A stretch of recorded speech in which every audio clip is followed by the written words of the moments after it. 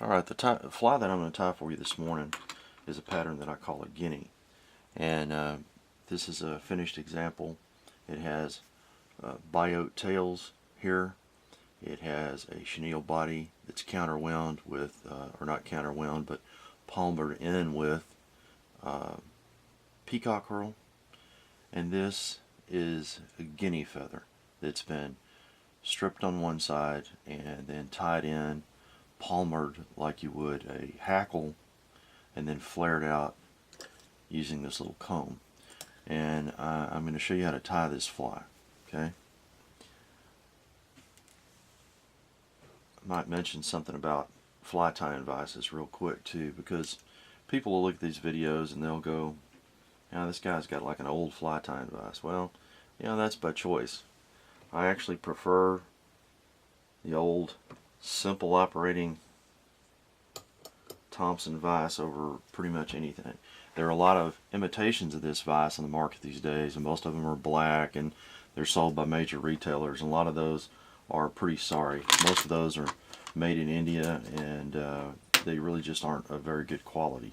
The quality of the steel in here and the whole clamping mechanism is not good.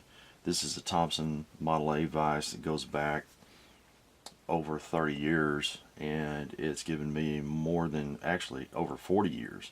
This particular one's probably about 40 years old, and it's given me all those years of service.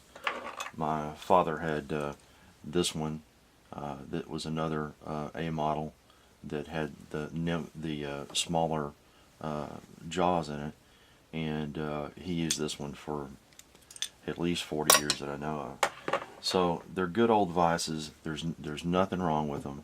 They're easy to operate. And the thing that I like about them more than anything is this style of vise, when you're in here working close, you can get your hand in directly on top of the barrel right here. A lot of the new rotary vices have got they come out and they have a step down and go like this, and so there's the portion that mounts your fly is very short, or the clamping mechanism is very short, and the little jig jog that it's got in it kind of makes it hard to get in here and get right in behind things. Now, they have a full rotary function, a lot of the new vices, and that's a nice function. I won't say anything negative about that, but to me that's about their only advantage. And in terms of price, there's no disadvantage to most of the new, or there's no advantage to most of the new rotary vices when it comes to prices, because they're very expensive.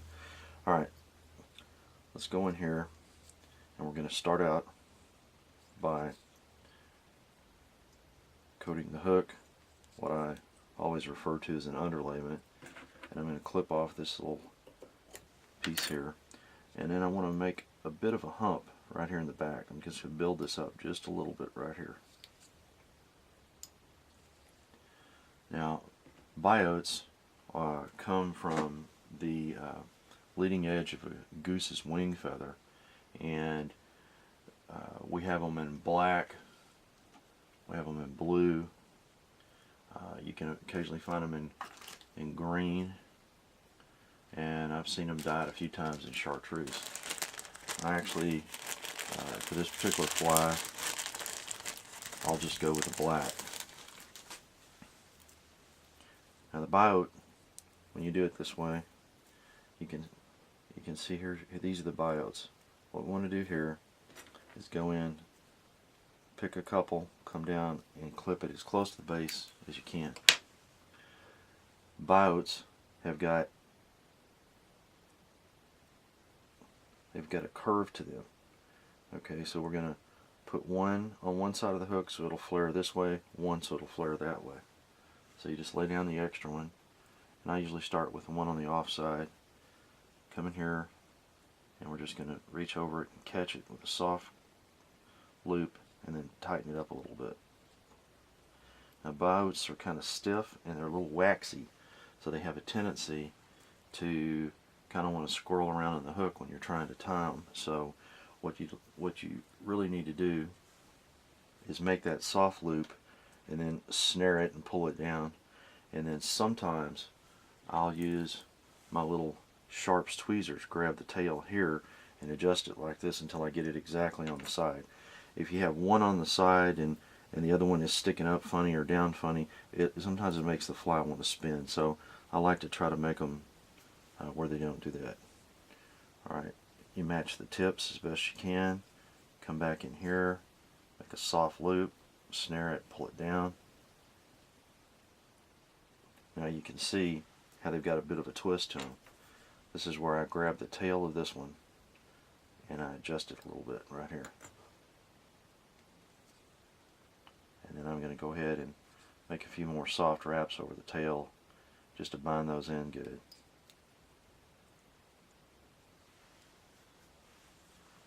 This is where you want to apply a little bit of head cement to the wrappings at this point right here, because you want to bind the thread and those bouts together. If you don't, then they'll have a tendency, because they are so waxy, they'll have a tendency to kind of want to spin around on the hook.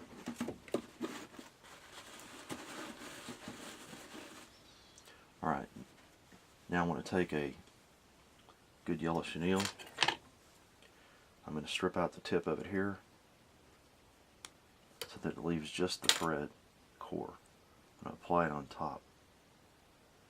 Catch it and wrap it in like that. Alright, now we're going to get a piece of peacock herl.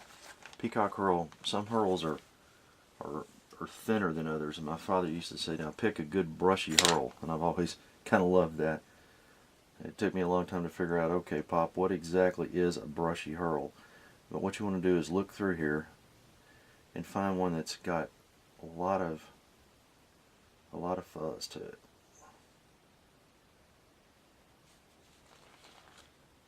There's a good one right there. See, as compared to the one next to it, see how much fuzzier this one is. Now, we're only going to need about half of this one. So I'm going to cut it about in the middle to start off with, or I think I'll just stick it under here, bind it down with a loop like that, and then cut it off right here. I'm going to wind my tying thread forward, and I started out with a size 12 nymph hook with an 1/8 inch silver bead, in this particular case, nickel finish bead. Okay, now I'm just going to wind this, and you can use hackle pliers or you can do it by hand. And I'm not going to make it too tight, but I do want it to be fairly close together.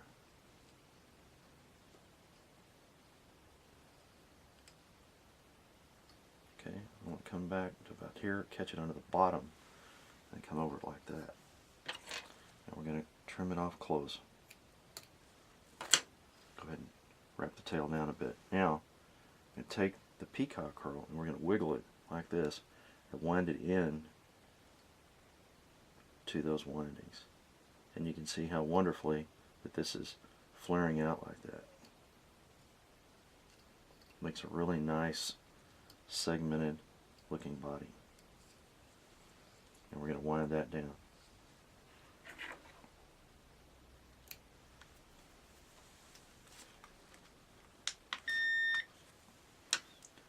Okay, from here we have to pick a good piece of guinea.